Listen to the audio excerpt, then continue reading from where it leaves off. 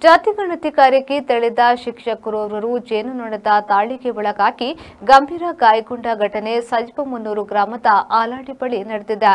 ಸಜಿಪಮೂಡ ಸರ್ಕಾರಿ ಪದವಿ ಪೂರ್ವ ಕಾಲೇಜಿನ ಪ್ರೌಢಶಾಲಾ ವಿಭಾಗದ ವಿಜ್ಞಾನ ಶಿಕ್ಷಕ ವೆಂಕಟರಮಣ ಆಚಾರ್ ಜೇನುನೊಣ ದಾಳಿಗೊಳಗಾಗಿದ್ದು ಚೇತರಿಸಿಕೊಂಡಿದ್ದಾರೆ. ಶಿಕ್ಷಕ ವೆಂಕಟರಮಣ ಆಚಾರ್ ಅವರು ಸಜಿಪಮುನ್ನೂರು ಗ್ರಾಮದ ಆಲಾಡಿ ಶಾರದಾ ನಗರ ಬಳಿ ಗಣತಿ ಕಾರ್ಯಕ್ಕೆ ತೆರಳಿದ್ದ ವೇಳೆ ಅಲ್ಲಿನ ಪಿಲಿಚಂಡಿ ದೈವಸ್ಥಾನದ ರಸ್ತೆ ಬಳಿಯ ಗುಳಿಗ ಸ್ಥಾನದ ಬಳಿ ದ್ವಿಚಕ್ರ ವಾಹನ ನಿಲ್ಲಿಸಿ ನಿಂತಿದ್ದ ವೇಳೆ ಏಕಾಏಕಿ ಜೇನುನೊಣಗಳು ದಾಳಿ ಮಾಡಿದೆ. ತಲೆ ಕೈಗೆ ನೊಣಗಳು ಕಚ್ಚಿದಾಗ ಸ್ಥಳೀಯ ಮನೆಯೊಂದಕ್ಕೆ ಓಡಿ ಹೋದ ವೆಂಕಟರಮಣ ಆಚಾರ್ ಅವರು 20 ನಿಮಿಷಗಳ ಕಾಲ ಮನೆಯಲ್ಲಿ ಸುಧಾರಿಸಿ ಗಾಯಗಳಿಗೆ ಅರಶಿನ ಹಚ್ಚಿಕೊಂಡು ಇನ್ನೇನು ನೊಣಗಳು ಹೋಯ್ತೆಂದು ವಾಪಸ್ಸು ತನ್ನ ವಾಹನದತ್ತ ಬಂದಾಗ ಮತ್ತೆ ಜೇನುನೊಣಗಳು ಹಿಂಡು ದಾಳಿ ನಡೆಸಿ ತಲೆ, ಕಿವಿ, ಕುತ್ತಿಗೆಗೆ ಕಚ್ಚಿ ಗಂಭೀರ ಗಾಯಗೊಳಿಸಿ ಬೆನ್ನಟ್ಟಿದೆ. ಆತಂಕಗೊಂಡ ಅವರು ತನ್ನ ವಾಹನದಲ್ಲಿ ಸಜಿಪಮೂಡ ಗ್ರಾಮದ ಸುಭಾಷ್ ನಗರದತ್ತ ಬಂದಿದ್ದು ಅಲ್ಲಿಯವರೆಗೂ ಅಂದರೆ ಸುಮಾರು 2.5 ಕಿಲೋಮೀಟರ್ ದೂರದವರೆಗೂ ನೊಣಗಳು ಅಟ್ಟಾಡಿಸಿಕೊಂಡು ಬಂದಿವೆ.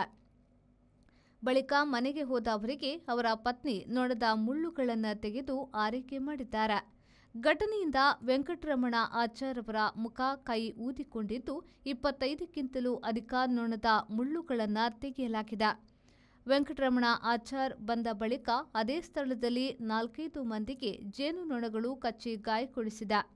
6 ವರ್ಷದ ಹಿಂದೆ ಇದೇ ಜಾಗದಲ್ಲಿ ಜೇನುನೊಣಗಳ ದಾಳಿಯಾಗಿ 5-6 ಮಂದಿ ಸಾವು ಬದುಕಿನ ನಡುವೆ ಹೋರಾಡಿದ ಘಟನೆಯ ಬಗ್ಗೆ ಸ್ಥಳೀಯರು ನೆನಪಿಸಿಕೊಂಡಿದ್ದಾರೆ. ಗಾಯಾಳು ಶಿಕ್ಷಕ ವೆಂಕಟರಮಣ ಆಚಾರ್ ಅವರ ಮನೆಗೆ ಡಿಡಿಪಿಐ ಪ್ರಭಾರ ಕ್ಷೇತ್ರ ಶಿಕ್ಷಣಾಧಿಕಾರಿ ಬಬಿತಾ ಹಾಗೂ ಇಲಾಖಾಧಿಕಾರಿಗಳು ಭೇಟಿ ನೀಡಿ ಆರೋಗ್ಯವನ್ನ ವಿಚಾರಿಸಿದ್ದಾರೆ. ಕೆಲವು ದಿನದ ಹಿಂದೆ ತಾಲೂಕಿನಲ್ಲಿ ಗಣತಿ ಕಾರ್ಯಕ್ಕೆ ಹೋದ ಶಿಕ್ಷಕರಿಗೆ ನಾಯಿ ಕಚ್ಚಿ ಗಾಯಗೊಳಿಸಿದ ಘಟನೆಯೂ ನಡೆದಿತ್ತು. ಸಂದೀಪ್ ಸಾಲ್ಯನ್, ವಿ4 ನ್ಯೂಸ್, ಬಂಟ್ವಾಳ.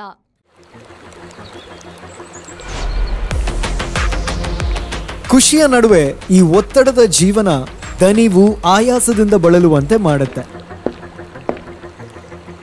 ಆಯಾಸ ಆಗ್ತಾ ಇದೆಯಾ, ಬಾಯಾರಿಕೆ ಆಗ್ತಾ ಇದೆಯಾ? ಈ ಎಲ್ಲದಕ್ಕೂ ಹೇಳಿ ಗುಡ್ ಬೈ. ಯಾಕಂದ್ರೆ ಇದೀಗ ಇಡೀ ದಿನ ಬಾಯಾರಿಕೆಯಿಂದ ರಿಫ್ರೆಶ್ ಆಗಲು ಬಬಲ್ಸ್ ಕುಡೀರಿ. ಬಬಲ್ಸ್ ಕುಡೀರಿ, ಫ್ರೆಶ್ ಆಗಿರಿ. Bubbles, a splash of happiness.